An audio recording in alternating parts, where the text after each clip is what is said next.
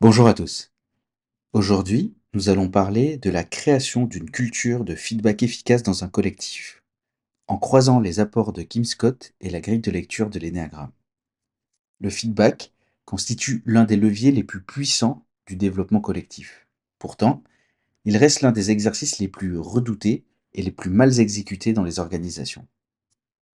Nous allons explorer comment chaque profil énéagramme peut développer sa capacité spécifique à donner et à recevoir du feedback constructif.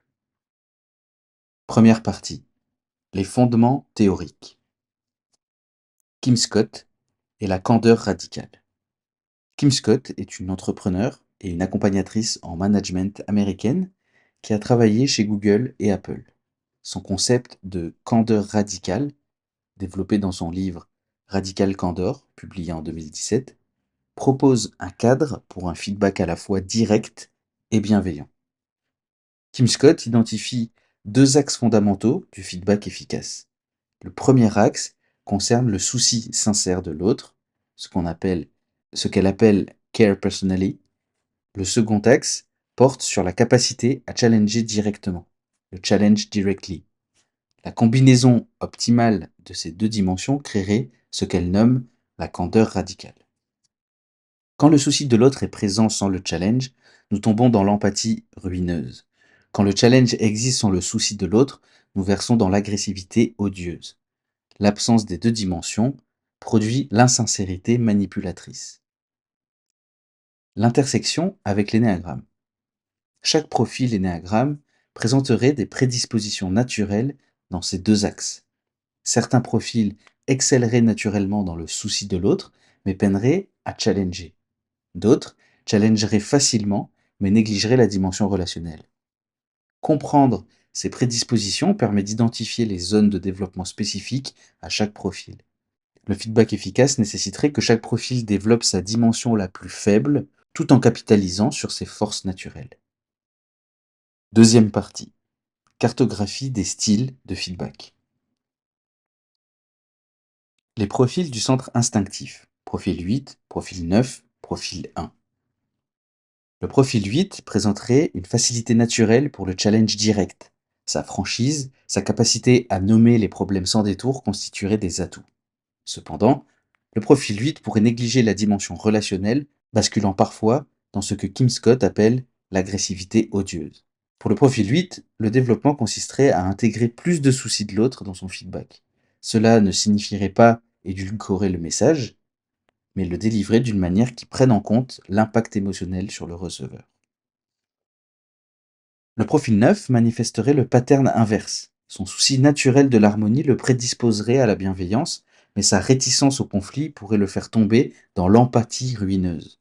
Le profil 9 éviterait de donner le feedback nécessaire par peur de perturber la paix. Pour le profil 9, le défi consisterait à développer sa capacité à challenger directement. Comprendre que le feedback honnête, même inconfortable, constitue un acte de respect et de soin véritable pour l'autre et pour le collectif. Le profil 1 présenterait une complexité particulière. Sa capacité naturelle à identifier ce qui pourrait être amélioré constituerait un atout évident pour le feedback. Cependant, sa tendance au jugement pourrait transformer le feedback en une critique destructrice. Pour le profil 1, l'enjeu serait de séparer l'observation factuelle du jugement moral. Apprendre à présenter les points d'amélioration comme des opportunités plutôt que comme des défaillances. Les profils du centre émotionnel, profil 2, profil 3, profil 4. Le profil 2 excellerait dans la dimension relationnelle du feedback. Sa capacité naturelle à percevoir les besoins et les émotions des autres constituerait une force. Cependant, le profil 2 pourrait avoir du mal à donner un feedback critique par peur de blesser ou de perdre la connexion. Pour le profil 2, le développement passerait par la compréhension que le feedback honnête constitue une forme supérieure de soin. Retenir un feedback nécessaire priverait l'autre d'une opportunité de croissance. Le profil 3 apporterait une orientation résultat précieuse au feedback. Sa capacité à identifier les actions concrètes pour améliorer la performance serait un atout. Cependant, le profil 3 pourrait négliger l'aspect émotionnel du feedback, se concentrant uniquement sur l'efficacité. Pour le profil 3, L'enjeu serait d'intégrer la dimension humaine dans son feedback, reconnaître que la performance durable passe par le bien-être des personnes et pas seulement par l'atteinte des objectifs. Le profil 4 apporterait une authenticité et une profondeur émotionnelle au feedback. Sa capacité à exprimer les dimensions subtiles et émotionnelles des situations enrichirait le dialogue. Cependant, le profil 4 pourrait personnaliser excessivement le feedback, le transformant en expression de ses propres émotions. Pour le profil 4, le défi consisterait à maintenir une distinction claire entre ses réactions émotionnelles personnelles et le feedback objectif nécessaire au collectif. Les profils du centre mental. Profil 5, profil 6, profil 7. Le profil 5 apporterait une analyse objective et détaillée dans son feedback. Sa capacité à observer sans jugement émotionnel consisterait une force. Cependant, le profil 5 pourrait délivrer un feedback trop détaché, négligeant l'impact humain de ses observations. Pour le profil 5, le développement consisterait à intégrer plus d'empathie dans sa communication. Comprendre que le feedback n'est pas seulement un transfert d'informations, mais un acte relationnel. Le profil 6 apporterait une vigilance précieuse, identifiant les risques et les problèmes potentiels. Cette capacité à anticiper les difficultés enrichirait le feedback préventif. Cependant, le profil 6 pourrait hésiter à donner du feedback par peur des conséquences ou par doute sur sa propre légitimité. Pour le profil 6, l'enjeu serait de développer la confiance dans sa perception et d'oser exprimer son feedback malgré l'incertitude. Le profil 7 apporterait une énergie positive et une orientation solution au feedback. Sa capacité à voir les opportunités et à maintenir l'optimisme serait précieuse. Cependant, le profil 7 pourrait éviter les feedbacks difficiles ou négatifs, préférant maintenir une atmosphère positive. Pour le profil 7, le défi consisterait à rester présent aux aspects difficiles sans les fuir dans l'optimisme prématuré. Troisième partie, recevoir le feedback. Les défenses spécifiques par profil. Recevoir du feedback constitue souvent un défi encore plus grand qu'en donner. Chaque profil énéagramme activerait des mécanismes de défense spécifiques face au feedback. Le profil 1 pourrait recevoir le feedback comme une confirmation de son imperfection, activant une spirale d'autocritique. Le défi pour le profil 1 serait de recevoir le feedback comme une information et non comme un jugement de valeur. Le profil 2 pourrait interpréter le feedback critique comme un rejet de sa personne. La distinction entre feedback sur les actions et jugement sur la personne serait cruciale pour le profil 2. Le profil 3 pourrait recevoir le feedback comme une menace à son image de succès. Apprendre à voir le feedback comme un outil d'amélioration plutôt qu'un échec serait essentiel. Le profil 4 pourrait vivre le feedback comme une incompréhension fondamentale de qui il est. Séparer le feedback factuel de l'identité personnelle constituerait le travail du profil 4. Le profil 5 pourrait intellectualiser le feedback, analysant sa validité sans intégrer la dimension émotionnelle. Le défi serait d'accueillir le feedback dans sa totalité et pas seulement dans sa logique. Le profil 6 pourrait douter de la sincérité ou des motivations derrière le feedback. Développer une confiance de base permettrait au profil 6 de recevoir le feedback plus sereinement. Le profil 7 pourrait minimiser ou détourner le feedback négatif par l'humour ou le reformuler de manière positive. Rester présent à l'inconfort du feedback critique serait le défi du profil 7. Le profil 8 pourrait percevoir le feedback comme une attaque et directement contre-attaquer. Développer la vulnérabilité de recevoir serait transformateur pour le profil 8. Le profil 9 pourrait acquiescer extérieurement au feedback sans l'intégrer intérieurement. Le défi serait de s'engager authentiquement avec le feedback plutôt que de l'éviter par l'accord superficiel. Quatrième partie, les protocoles pratiques. Structure du feedback selon Kim Scott. Kim Scott propose une structure claire pour le feedback efficace. D'abord, l'observation factuelle de la situation. Ensuite, l'impact de cette situation. Enfin, la suggestion ou la question ouverte sur les prochaines étapes. Cette structure serait à adapter selon les profils. Par exemple, pour un profil 5, on pourrait commencer par les données et l'analyse. Là où, avec un profil 2, on pourrait commencer par reconnaître l'intention positive avant d'aborder les points d'amélioration. Timing et contexte. Kim Scott insiste sur l'importance du timing. Le feedback devrait être donné rapidement après l'événement, dans un contexte approprié. Chaque profil aurait des préférences de contexte différentes. Les profils 1, 5 et 6 préféreraient généralement un feedback privé et structuré. Les profils 2, 3 et 7 pourraient mieux recevoir le feedback dans un contexte plus informel. Les profils 4, 8 et 9 nécessiteraient un espace sécurisé où l'authenticité serait possible. Fréquence et régularité. L'institutionnalisation du feedback nécessiterait une régularité. Kim Scott recommande des sessions de feedback hebdomadaires courtes plutôt que des évaluations annuelles longues. Pour chaque profil, la fréquence optimale varierait. Le profil 1 apprécierait des points réguliers pour ajuster constamment.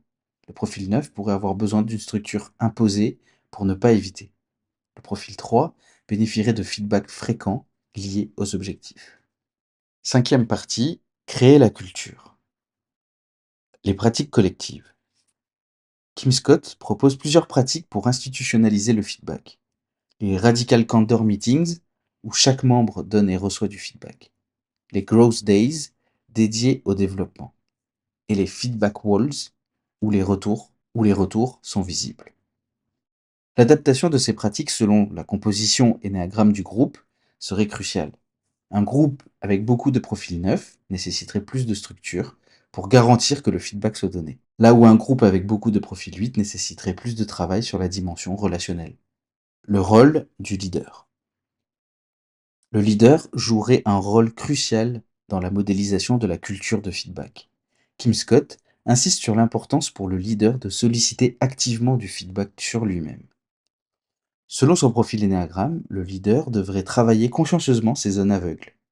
Un leader de profil 3 devrait particulièrement veiller à valoriser le feedback sur les processus et pas seulement sur les résultats. Là où un leader de profil 6 devrait modéliser la confiance en donnant du feedback clair malgré l'incertitude. Les systèmes de soutien. La création d'une culture de feedback nécessiterait des systèmes de soutien. Formation, accompagnement, mentorat. Ces structures permettraient à chaque profil de développer ses capacités. Des tandems de feedback pourraient être créés en associant des profils complémentaires.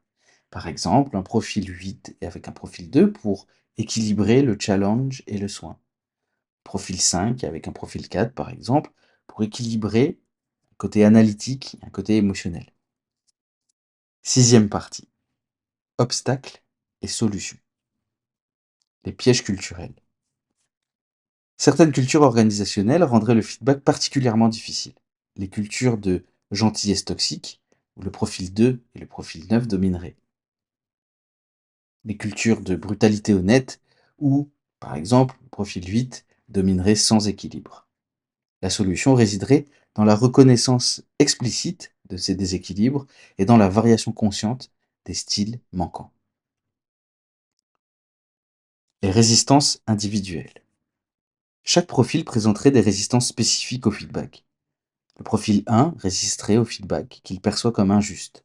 Le profil 4 au feedback qu'il ne reconnaît pas son unicité.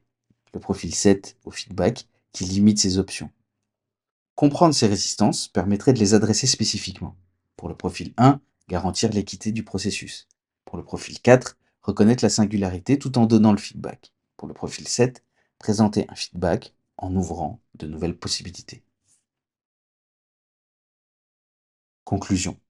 Nous avons exploré aujourd'hui comment créer une culture de feedback efficace en combinant les insights de Kim Schott sur la candeur radicale avec la compréhension fine des profils énéagrammes.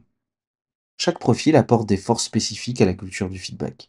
Le challenge direct du profil 8, l'harmonie du profil 9, la précision du profil 1, le soin du profil 2, l'efficacité du profil 3, l'authenticité du profil 4, l'objectivité du profil 5, la vigilance du profil 6 ou l'optimisme du profil 7. Ensemble, ces forces créent une culture de feedback riche et équilibrée. Les défis sont également spécifiques pour chaque profil, mais ces défis, une fois reconnus et travaillés, deviennent des opportunités de croissance individuelle et bien sûr collective. Le feedback n'est pas une technique de management, c'est un acte de respect, un acte de soin et surtout un acte de courage. C'est reconnaître que nous avons tous des angles morts et que nous avons besoin les uns des autres pour grandir.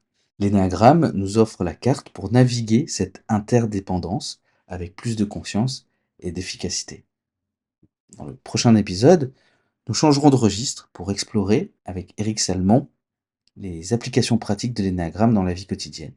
Nous verrons comment faire de l'énéagramme non pas une théorie abstraite, mais un outil vivant et utile au quotidien, que ce soit dans les décisions, dans les relations ou le travail.